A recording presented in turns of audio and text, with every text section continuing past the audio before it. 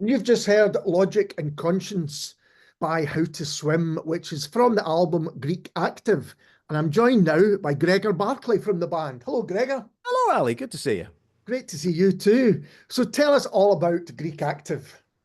Okay, it's kind of a long story. We began recording it, if you can believe this, in 2015. But then we took the band went on hiatus from about 15 through 22. Yeah. So really only the last kind of year or so we've been kind of finishing it up. The hiatus was for various reasons. I had started a family and things, so the band kind of took a back seat for a little bit.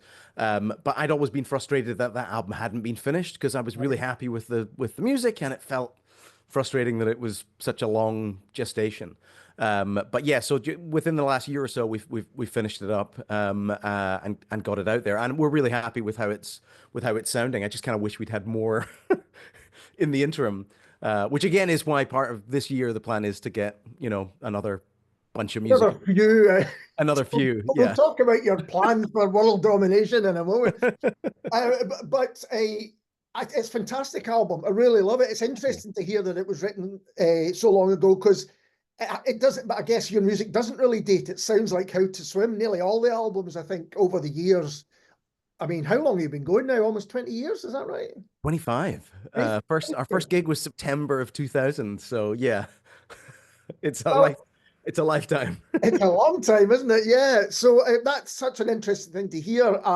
Because I mean, I know you have released stuff since the mid 2010s, but you can make the connection, I think, over all the years that this is a How to Swim record. Partly that's down to the songs themselves and the songs you write, but the sound as well. That's good to hear that there is a kind of thematic line that you're picking up. I mean, I definitely feel like there's stylistic changes and the kind of arrangement changes maybe more Right. than anything else. Like during the stuff in the noughties when there was 13 or 14 of us on stage, there was a much bigger kind of orchestral sound than particularly what we've got on Greek Active is much more kind of stripped back and kind of Yeah. direct.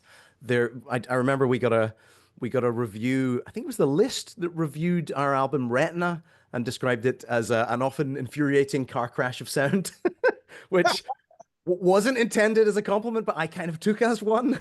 But I think they were onto something about Yeah. that naughty stuff in that it was very much my attempt to put everything, every idea had to be on there. And I think perhaps some of the last 10 years of writing stuff has been realizing that no, not every song needs a string quartet and a brass trio.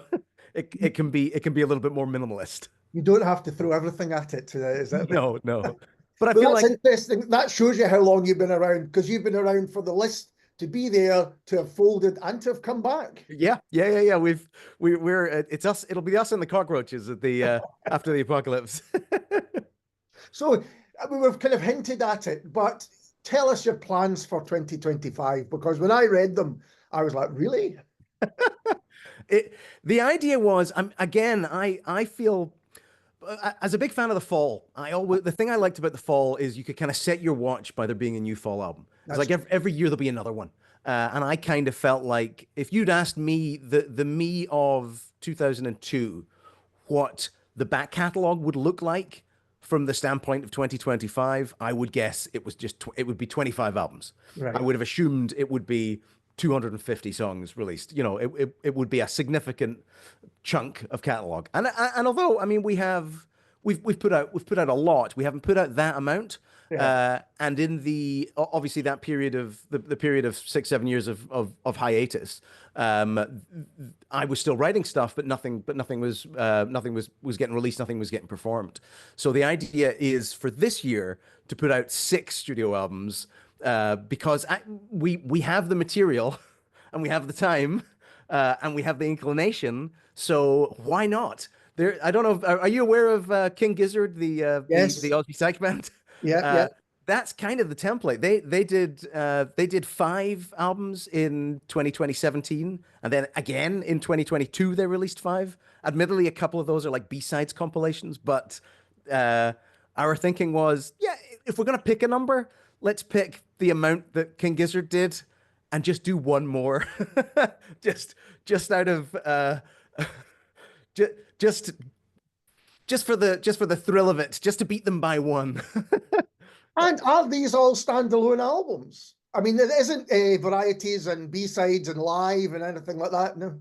At this point, that's not that. Yeah, that's very much not the plan. The next one, we're just finishing overdubs. We're about to start mixing the second one, which is was the original sessions for that were recorded in Barcelona last year.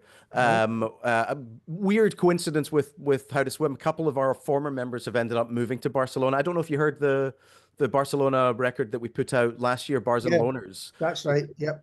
There was a period in the 2010s where we would go over to Barcelona and record an EP in like an afternoon, and then release it that evening, and do a show that evening. We would print out CDRs and give them to the audience. So that compilation of those three records came out. But last year I was over again, and we recorded a full album over in Barcelona. So that one comes out in April. Right.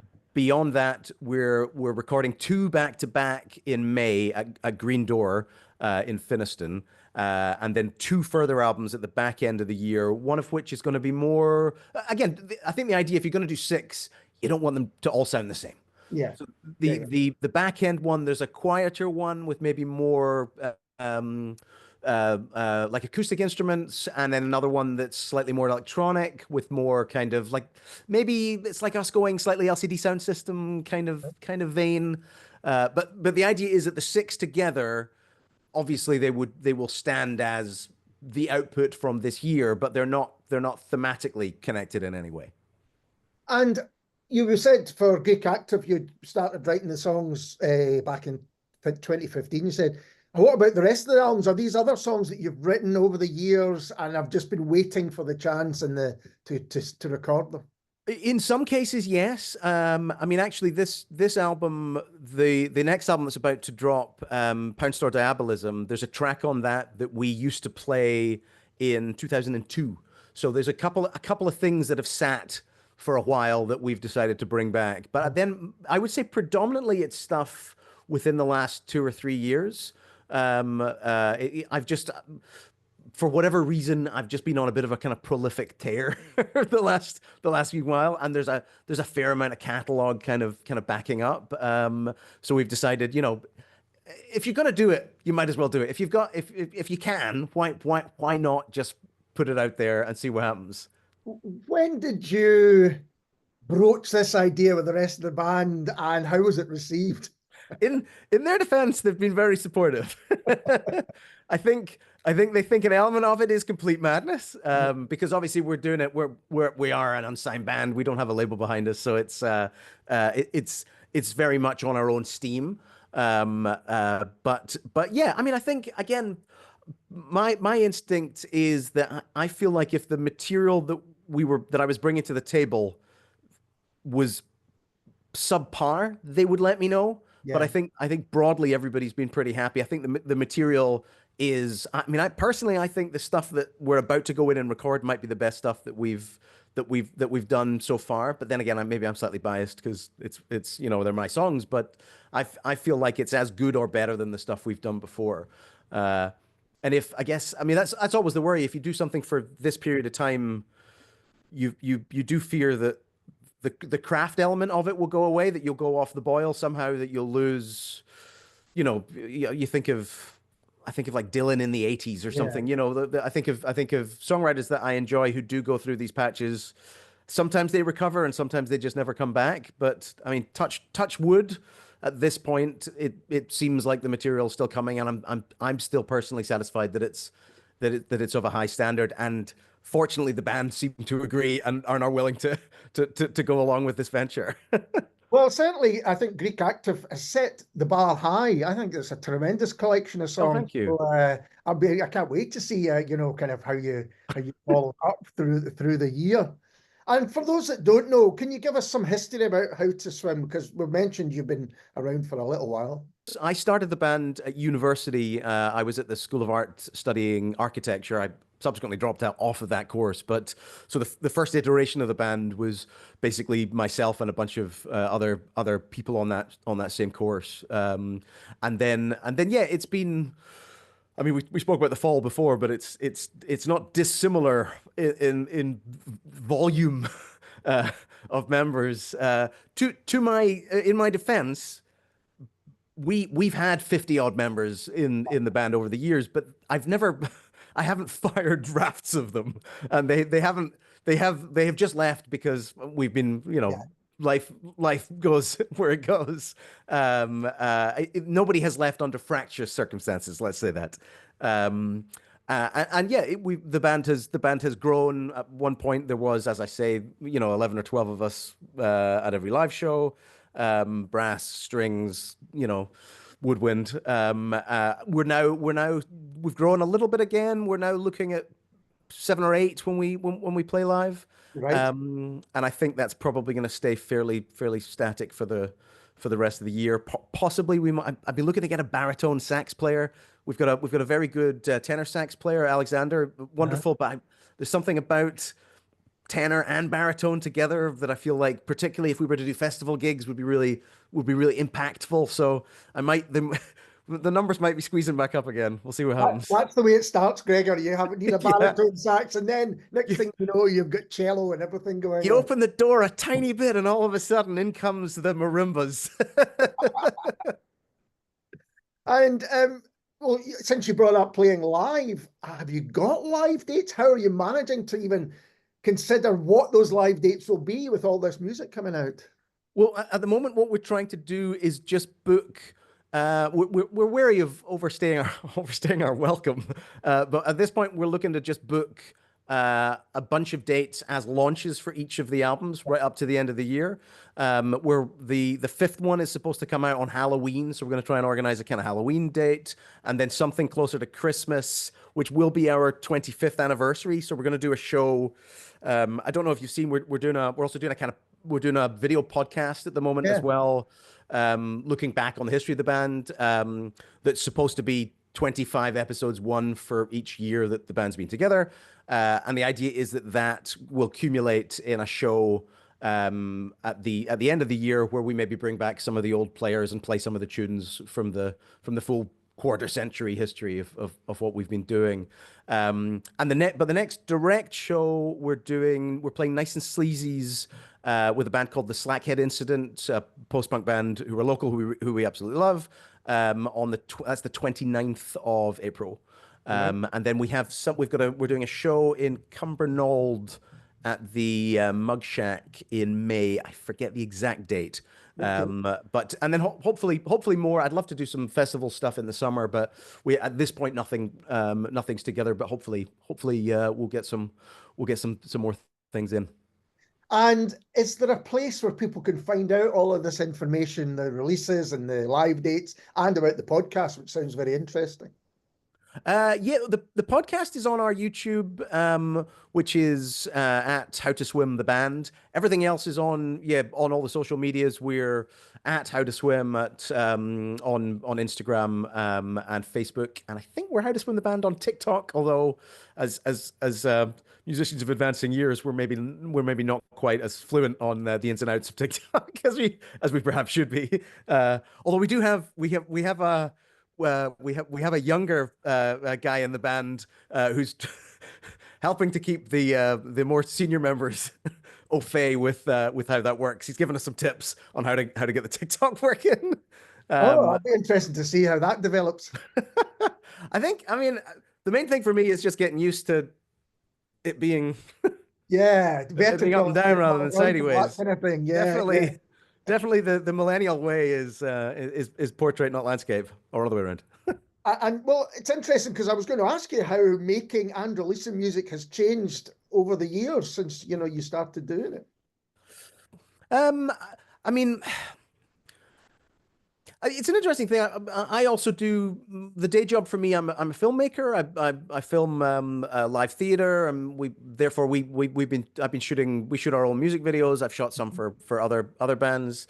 I have felt like the technology keeps going upwards when it comes to video, But Right. when it comes to audio, kind of, you don't get there's not a 12K version of a .wav file. It's still broadly the same size. So in terms of the tech that you require, like we could be doing the album we're recording next month, we could be recording on technology from 15 years ago. We could be Yeah. using a laptop from 15 years ago. Whereas if I was recording the music video with a camera from 15 years ago, it would look like it was shot on a potato. I mean, it would look significantly. So from my experience, there hasn't really been I mean, it was all digital from the get-go for Yeah. us, really. I don't really have I don't have a foot in the kind of before times of analog, really. I think we've recorded two tape in the studio before, but it tends to be with my way of working. I need to use multiple takes, so we tend to just record straight to zeros and ones as much as possible. So yeah, really the system hasn't changed so much, and I mean we still work with a lot of the same engineers as we did back in the day, which is again great. And in terms of releasing, obviously now, streaming is, almost this main thing that people are putting their music out on. And of course, there's lots of arguments about the pros and cons of that. But in terms of putting these albums out, will they all be available digitally? Will they, have you considered doing other things about it?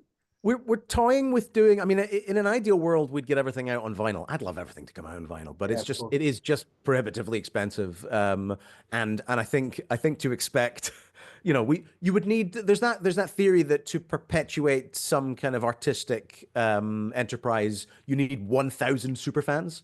If you've right. got 1,000 superfans who buy everything that you do, you would be able to make it your living. Right. I'd love to say we had 1,000 superfans. We do not have 1,000 superfans.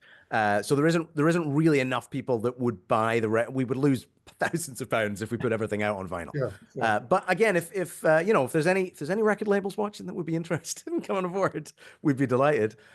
We might at the back end of the year we have crowdsourced. We did our album Niagramma from 2004. We did a crowdsource for a vinyl release of that. We might do that for one of the albums this year, if possible. Just we'll see how it goes. But for now, I think it's just going to be mostly online. And we might. I know it seems archaic, but we have had people at shows saying if you had CDs, we would have bought some CDs. So we might do a wee run of CDs, a little kind of box set maybe at the end of the year of all six if we can.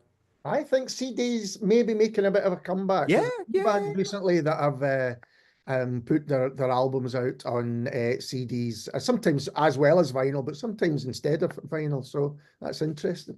I definitely feel like the artwork for me has always been important, and I like having it physically there. I like, there is a difference. Even that is significantly better than that for the experience. I like the liner notes and that kind of thing. So I think we'll do something like that this year. I agree. Well, I can't wait to see everything that's coming. At the moment, I'm really enjoying Greek Active. We're going to hear another track from it just in a second. But Gregor, thank you for taking the time to talk. Yeah, no problem at all. It's always good to have new music from you, but you really are spoiling us this year. Thank you, Ali.